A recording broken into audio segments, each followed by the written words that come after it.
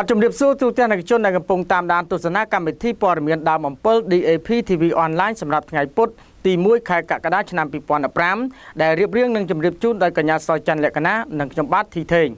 มีตการสำคัญในปอดเบียนรูเมียนอาการในยุจนอันตาประเวศในกระทรวงหาบไตบาบัญชีไอเดิงถาโยงติดตามการจุ่มเรื่องในขนมชนามปีปอนดับบุญประชาชนเวียดนามรับประมวยเมืองเนตอารุในขนมปฏิกัมพูชีเราอยู่ติดตามการสลายชีวิตบาบัญชีเดิงถาสนิทในขนมสมัยปัจจุบันนี้เชียง60%ได้ตายเจริญทำบุกจุ่มนี้ดอกบอกคลุนโต๊ะได้เหมือนเจริญตามตีซ่าหนุ่มร้ายเป็นได้บรรจับไปจีไรเพราะตำปอร์มีสำคัญมวยจุ่มนุนติดลำดับต่อตอนนี้ลูกทีเทในนิ่งขยมใส่จันในคณะสมจุนปอได้เมียนปุษดาบัตุสจนจิติเมตรีโลกสกพอลอาการในยุในอาการในยุกทานจนอันเตาประเวศระบบกระทรวงมหาดไทยบานทลายดังท้า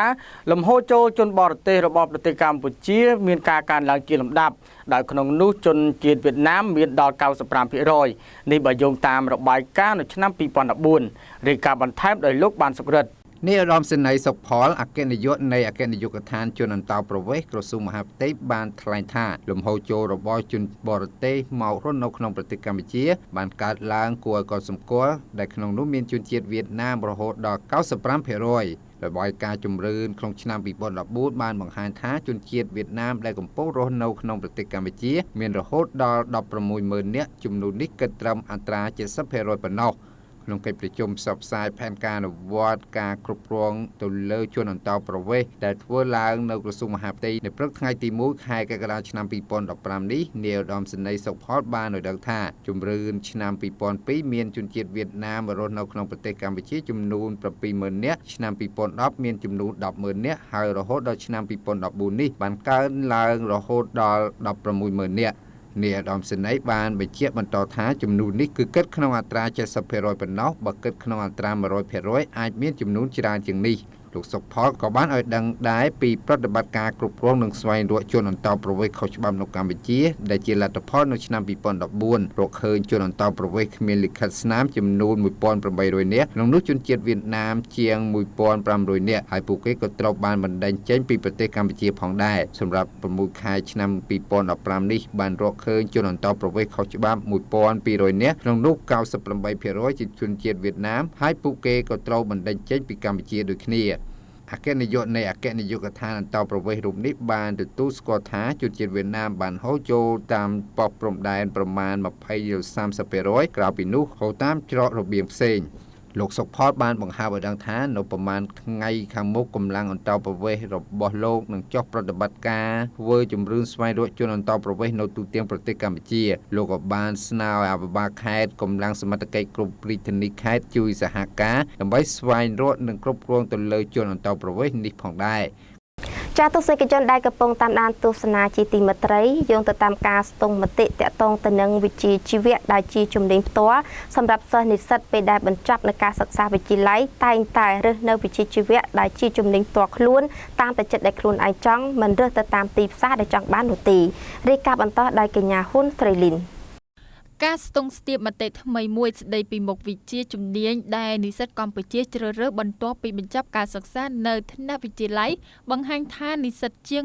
60%เจริญเริ่มหมกวิจิจุ่มเลี้ยงระบักล้วนตามจำนองจำนวนจับตัวคล้วนจีเจียงตามดำเนินการติดสาการสตงมันเตะได้เรียบจำล่างรวมคณีดาวนิสัตอเมริกันโมปีสกอวิจิไลมาซาจูเซตโลเวลนังนิสัตกรรมไปเชี่ยโมปีสกอวิจิไลอเมริกันพนมเปญบางแห่งท่านิสัตเติมแต่30%ปนกบ้านเจริญเริ่มหมกวิจิจุ่มเลี้ยงระบักล้วนตามดำเนินการเงียติดสาขนาดได้ในสัตว์เพจราหรือ60%ในนิสัตบานเจริญโมกวิจิจุ่มเลี้ยงระบักล้วนตามจำนวนจับตัวคล้วนโลกบัณฑิตจอร์จิกัสศาสตราจารย์ในสกอวิจิไลยูมาสโลเวลได้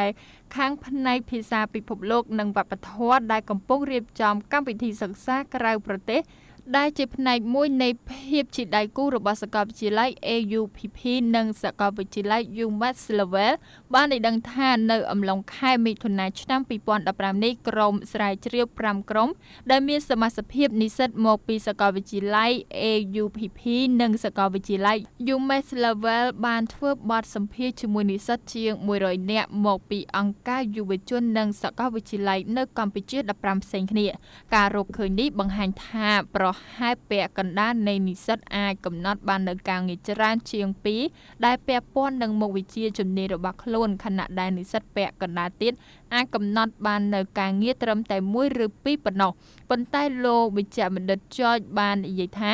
ការសិក្សានេះគឺគ្រាន់តែជាគម្រោងសាកល្បងដែលនឹងជួយអ្នកពាក់ព័ន្ធទាំងអស់ក្នុងការបង្កើតគម្រោងពេញលេញស្ដីពីការអប់រំយុវជននិងការងារនៅក្នុងឆ្នាំខាងមុខហើយលោកបន្ថែមថាការរកឃើញនេះនឹងជាប្រយោជន៍ដល់ក្រសួងអប់រំយុវជននិងកីឡា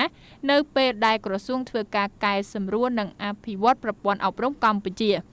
ដោយមានការរកឃើញនេះកាលពីសប្តាហ៍មុនលោកវិជ្ជបណ្ឌិតបានដឹកនាំនិស្សិត12រូបពីសាកលវិទ្យាល័យ AUPP និងនិស្សិត5រូបមកពីសាកលវិទ្យាល័យ UMass Level ទៅធ្វើទស្សនកិច្ចនៅក្រសួងបរិស្ថានដោយបានជួបពិភាក្សាជាមួយរដ្ឋមន្ត្រីសាយសម្អាតអំពីយុវជនខ្មែរនៅក្នុងជំនួបពិភាក្សារយៈពេល2ម៉ោងនោះនិស្សិតទាំងអស់បានធ្វើបទបង្ហាញអំពីលទ្ធផលស្រាវជ្រាវរបស់ពួកគេនិងបានទទួលនឹងអនុសាសន៍ណែនាំជាច្រើនពីឯកឧត្តមសាយសម្អាតដែលជារដ្ឋមន្ត្រីផងនិងជាអនុប្រធាននៃសហភាពសហព័ន្ធយុវជនកម្ពុជាផងបាទទស្សនិកជនជាទីមេត្រីក្នុងជំនួបពិភាក្សានាពេលថ្មីៗកន្លងទៅនេះរវាងយោធាកម្ពុជាវៀតណាមគឺផ្ដោតសំខាន់ទៅលើកិច្ចសហប្រតិបត្តិការផ្នែកព័ត៌មានវិទ្យារាយការណ៍បន្ថែមដោយអ្នកនាងទូចសុកលីដាក្នុងជំនួបពិភាក្សារវាងនាយកដ្ឋានបញ្ជូនសារនៃក្រសួងការពារជាតិជាមួយនឹងប្រតិភូស្នងការព័ត៌មានវិទ្យាកងទ័ពប្រជាជនវៀតណាមនាព្រឹកថ្ងៃទី29ខែមិថុនាកន្លងទៅនេះភាគីទាំងពីរបានសន្យាថានឹងបន្តរួមសហការជាមួយគ្នាទៅវិញទៅមកលើវិស័យព័ត៌មានវិទ្យាតាមគេហទំព័រក្រសួងការពារជាតិនៅព្រឹកថ្ងៃទី1ខែកក្កដាឆ្នាំ2015នេះបានដកស្រង់សម្ដីរបស់លោកវរស្នីឯកហ្វាមវៀតចុងអនុប្រធានស្នងការព័ត៌មានវិទ្យាកងទ័ពប្រជាជនវៀតណាមថាគោលបំណងនៃដំណើរការទស្សនកិច្ចរបស់ប្រតិភូស្នងការព័ត៌មានកងទ័ពប្រជាជនវៀតណាមនៅកម្ពុជាពេលនេះគឺដើម្បីរួមសហការជាមួយកងយោធពលខេមរភូមិន្ទដើម្បីជួយគ្នាទៅវិញទៅមកលើវិស័យព័ត៌មានវិទ្យាហើយជាមួយនឹងដំណើរការទស្សនកិច្ចនេះដែរភាគីវៀតណាមក៏ចង់ស្វែងយល់អំពីការរីកចម្រើនផ្នែកព័ត៌មានរបស់កងយោធពលខេមរភូមិន្ទផងដែរឧត្តមស្នេហ៍តូមេងសុធរិទ្ធនាយករងនាយកដ្ឋានបញ្ជូនសារនៃក្រសួងការពារជាតិបានចាត់ទុកដំណើរទស្សនកិច្ចរបស់ភាគីវៀតណាមមកកម្ពុជាគឺជាការស្ដែងចេញឲ្យឃើញនូវការផ្សារភ្ជាប់ទំនាក់ទំនងសាមគ្គីភាពមិត្តភាពរវាងកងទ័ពទាំងពីរប្រជាជននៃប្រទេសទាំងពីរកម្ពុជាវៀតណាមដែលមានទំនាក់ទំនងកិច្ចសហប្រតិបត្តិការជាមួយគ្នាជានិច្ចឧត្តមស្នេហ៍តូមេងសុធរិទ្ធក៏បានបញ្ជាក់ទៀតថាពាក់ព័ន្ធទៅនឹងជំនាញរបស់នាយកដ្ឋានបញ្ជូនសារក្រសួងការពារជាតិនិងជំនាញបញ្ជូនសារនៅទូទាំងកងយោធពលខេមរភូមិន្ទក្នុងការអនុវត្តភារកិច្ចជំនាញនេះកងយោធពលខេមរភូមិន្ទក៏បានទទួលការជួយឧបត្ថម្ភជាច្រើនពីភាគីវៀតណាមលើការផ្ដល់ឧបករណ៍សម្ភារៈផ្នែកព័ត៌មានវិទ្យាសម្ភារៈបញ្ជូនសាររួមទាំងការបណ្ដុះបណ្ដាលធនធានមនុស្សហើយមួយរយៈកន្លងមកនេះកងទ័ពប្រជាជនវៀតណាមក៏បានជួយបណ្ដុះបណ្ដាលជំនាញបញ្ជូនសារដល់កងយោធពលខេមរភូមិន្ទចំនួន430នាក់នៅវៀតណាមបច្ចុប្បន្នបានត្រឡប់មកកម្ពុជាវិញចំនួន389នាក់នៅសល់មួយចំនួនទៀតកំពុងសិក្សាជំនាញនៅទីនោះចាត់ទស្សនិកជនដែលកំពុងតាមដានទស្សនាជាទីមេត្រីក្រសួងពាណិជ្ជកម្មនឹងរៀបចំការប្រកួតពាណិជ្ជកម្មតាមប្រព័ន្ធអេឡិចត្រូនិកដ៏ទំនើបដើម្បីស្វាគមន៍នៅសហគមន៍សេដ្ឋកិច្ចអាស៊ាននៅឆ្នាំ2015ខាងមុខនេះរាយការណ៍បន្តដោយលោកនឿនសុភ័ក្រ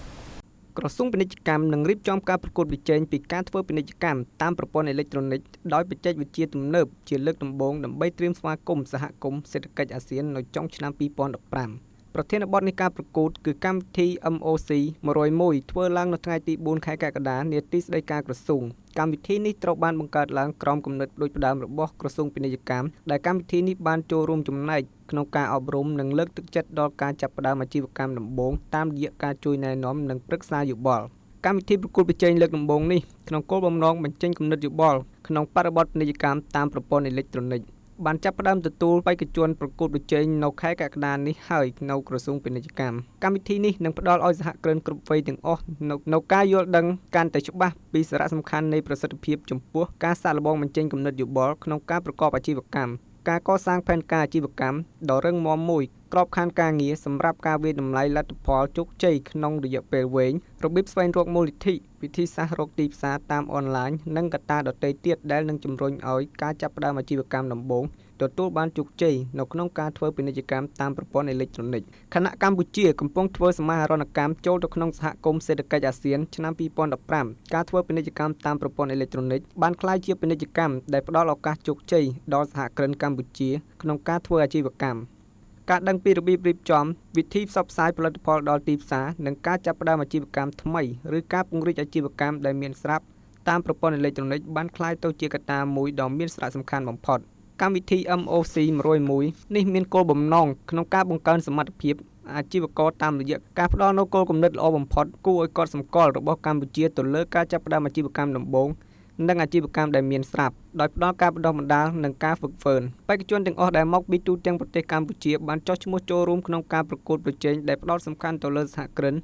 ដែលពួកគាត់ទាំងនោះនឹងធ្វើការប្រកួតប្រជែងដើម្បីក្លាយជាជម្រើសក្រុមមួយក្នុងចំណោមក្រុមជម្រើសចំនួន101ដែលទទួលបានការបណ្ដុះបណ្ដាលណែនាំទៅលើការបញ្ចេញគំនិតឬអាជីវកម្មដើម្បីទទួលបានភាពជោគជ័យទៅលើអាជីវកម្មរបស់ខ្លួន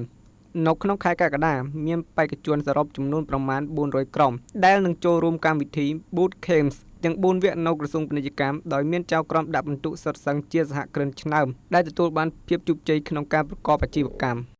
ចាទស្សនិកជនដែលកំពុងតាមដានទស្សនាជាទីមេត្រីព័ត៌មានប្រចាំថ្ងៃពុធទី1ខែកក្កដាឆ្នាំ2015ដែលរៀបចំនឹងជម្រាបជូនដល់លោកធីធីនិងនាងខ្ញុំសច្ចនិកណារួមទាំងសហគមន៍ទាំងអស់គ្នានៅពេលនេះចាប់តែប៉ុណ្ណេះខណៈនេះវត្តមានយើងខ្ញុំទាំងអស់គ្នាសូមអរគុណសូមជម្រាបលា